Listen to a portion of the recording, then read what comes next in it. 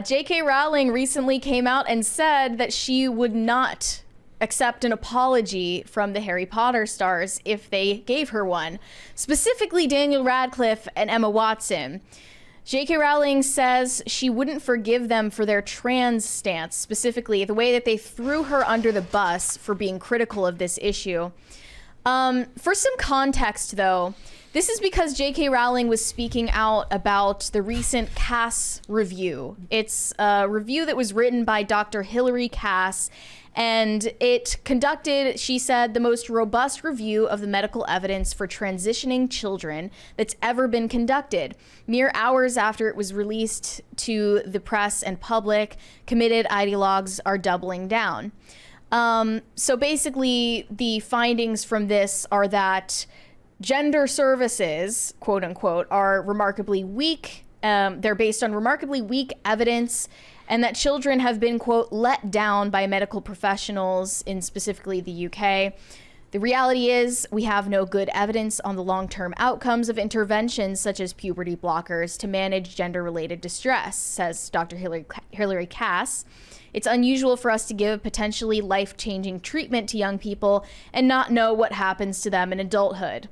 Absolutely radical and bigoted language here. So someone replied to J.K. Rowling and said, just waiting for Daniel Radcliffe and Emma Watson to give you a very public apology, safe in the knowledge that you will forgive them.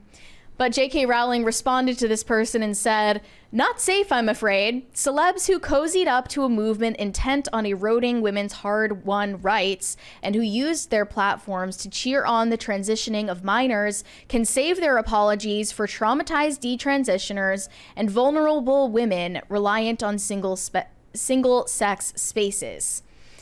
So this is causing a lot of backlash because obviously Daniel Radcliffe, he's associated with the Trevor Project. Correct. Emma Watson has also been super outspoken about like trans rights and virtue signaling in that regard. And Rupert Grint just bought an ice cream truck, and it's weird because I think like most of the Harry Potter cast at this point has been compelled to make a statement. Yeah. A lot of the older actors were just said she's allowed to. The older actors set the precedent to what it should have been, right? Except for the one who played Draco Malfoy, right? No, even that guy came out in support of her, right? Yeah, but in general, most of them said like, look, she's entitled to her opinion, and then would either obfuscate what they thought or said, I disagree with her, but what culture do we want to live in where nobody's allowed to have their opinions? And the older actors, you could make the argument that the older actors felt less pressure. They're farther along in their careers. Perhaps they've made more money. But do the young Harry Potter actors really need to make any more money? You're set for life. You're period. fine, right? So for them, it really was more about the social pressure. Yeah. But it did make me wonder, like, what do you think the response would be if someone like Daniel Radcliffe or Emma Watson apologized for throwing J.K. Rowling under the bus? Response from her? What would be the response from the general public, I guess? Like, worse now rather than if they'd done it earlier on. They've waited too long.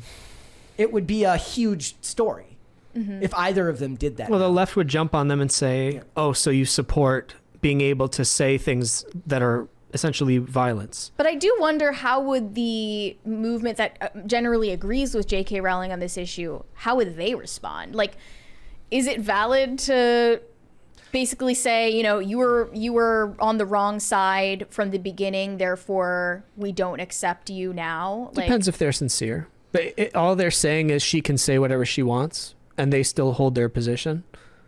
Because I would then say, all right, well, screw you anyway. How would it be from the people on J.K. Rowling's side? Well, I think that I'm noticing, like, I looked up more about what's going on in the conversation about this Cass review. And a lot of people who have been dogmatically pro-trans, and not just that, but pro-child transitioning interventions, they're sort of backing away from their previous claims and acting like they were lukewarm, you know, radical centrists on the issue the whole time. Funny, and gaslighting everybody now that the experts are starting to question their own motives. And I feel like if someone like these public figures in the entertainment industry did the same thing, would they get grace? Because they would be like, I didn't know at the time, like I was ignorant. Yeah, their position is because they're acting compassionate. They think it's the compassionate thing to do to allow kids to castrate themselves. They don't see it that way. It's, I'm going to hurt myself if I don't castrate myself. Therefore, let's pick the lesser of two evils. That's why psychologists will say, would you rather have a trans child or a blank child? You know what I mean? It's like a psychological trick that they do on parents. But for her, she's very much about women's rights. She always has been. And now it's when, say, like the stories about the locker rooms. You got a trans person in the women's locker room. Is this person a creep or not? Let's err on the side of caution and not let them into the women's locker room. Or women's sports, where women are working really hard. An athlete works 10, 15 years to be like a great athlete. And then here comes this mid-male athlete who says he's a woman. And we're going to let him just take the gold from the women. Yeah. J.K. Rowling, being a feminist first, would side with the ladies. She's not necessarily on, quote, our side. No, she's ideologically She has a consistent very- to her own beliefs. Yeah, true. She's being as intellectually honest as she can be from the flawed perspective that she has as a quite radical feminist. She has a very safe stance on it too, because she says, like, I'm perfectly willing to ally myself with trans people who are generally on the side of, like, opposing the flagrant excesses of this ideology, right?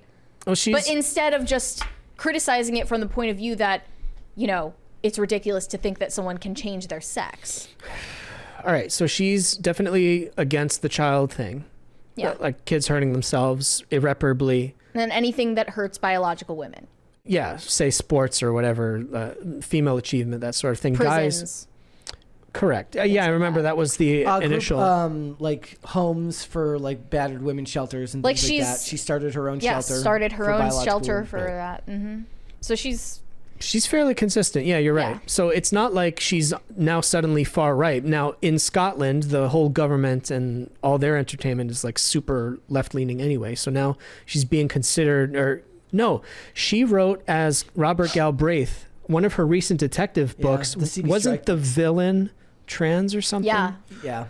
I didn't get to that book yet. But yeah, I remember she caught a lot of flack for that one, and now this is Because like it was the about like continuation. a writer, like it looked like a self-insert. Yes. It'd be funny if she rewrote Harry Potter and made all of the Quidditch players men. Well, I have a slight theory where like she didn't initiate all this trans stuff, but like if remember, Riley Gaines had magic on her side, then everything would be fine. yeah, if she had taken polyjuice potion, Yeah. right, you turn into a lady. But that's what I think that and Avatar, I think, kicked off this whole trans stuff. Do you remember it was not a thing? Avatar? Trans, You remember, I think Avatar was 2008-ish. well, there's also When did it like, first come out? you know. You mean the blue people, right? Yeah, you could change your body. You think that It sort of it put fuel propelled on the fire trans because movement? before the trans movement was a huge thing. Correct me if I'm wrong with my dates. When did Avatar 2 come out? Avatar 1? 2009. 9. So I remember everybody was talking about trans stuff and all that right after the crash. So 2008-9, Avatar comes out with this idea of you can change your body, and it popularized it. It was already there. But the idea of I want to my soul is different from how I'm presenting myself. What if I could change, if I could project my body into another body and look like my real self, like I look on the inside? I remember, now I'm getting into nerd territory, but We're good. Matrix 1 had a character named Switch. Yep. They originally wrote this character to be trans, so it's a woman in the Matrix, but when they come out of the Matrix, it's a man. So my internal self is a woman, therefore in the Matrix, I'm a woman. So they've been trying to push the idea, but it never caught fire. I might theorize, I don't have proof, but maybe around the time of when, coincidence, 2008-ish, 9-ish. Yeah. One could also say it was an op to get people's minds off of the housing crisis / crash thing. Yes. I love all the memes. It's like me being stuck, me being in 3rd grade when I should have been buying a house in 2008. Right. Was the character switch and self-insert for the Wachowski? They hadn't transitioned yet. But so, that's an interesting yeah. point, right? Sisters, Yes, because they whatever. had been thinking about that for a long time. They were the Wachowski brothers at that time. Yeah, the first one. I think they started Interesting transitioning. theory. They vanished. They were not in any of the special features in movies 2 and 3. They had started transitioning. I don't know if they fully transitioned, but by the time they did like Speed Racer, I want to say. Imagine like everybody who hates J.K. Rowling that loves Harry Potter, every time they read about transfiguration, they're just like, ugh, I hate that word now. Well, you remember when, I don't know if you're a Harry Potter nerd, when she said that Dumbledore was gay, there was that massive, like, people were burning books and stuff. I think it was around the time book 7 came out. She was doing a signing. A girl asked her, was Dumbledore ever in love? And then she said Dumbledore was gay, and everyone flipped. Yeah. So what was that? What year I was mean, it was that? kind of cringe and unnecessary And then when she everybody did that. it became less about that and became more about the fact that it wasn't actually written in the books and it became a bunch of revisionist history that wasn't That's actually, what some people say? Yeah. She can kind of just say that about any character she wrote. She could say every character in Harry Potter was gay. You just didn't know it. They were in the closet. Yeah. Before that, I had never heard anything about her and the culture, being involved in culture war, stuff like that. Having to do with... She started out on the wrong side. But maybe she was always like that. Like, I don't see anything wrong with having a gay Dumbledore, let's say, but you have to have put more hints. It can't just be that he's flamboyant sometimes. Then again, he did invite Harry to his room a lot. There was a lot, they spent a lot of time alone. That wasn't healthy. There was that scene. I can't do this joke. I'm not going to do that joke. No, tell it. No. Go ahead. Though, I mean, that's not what Dumbledore should be yelled at for. It's the fact that he continually sent Harry home to an abusive family every summer. All because he didn't want him to get an ego. He's like, so as to not give you an ego, I'm going to send you home to your hateful and dismissive relatives rather than having you adopted by like any number of thousands of wizarding families that would gladly take you in. The magic that Harry's mom put on him required him to go home, if I recall. As according to book 7. What she did with because they're related. The magic of love. Yes. You know the funniest comeback that these people say to J.K. Rowling is that you look trans.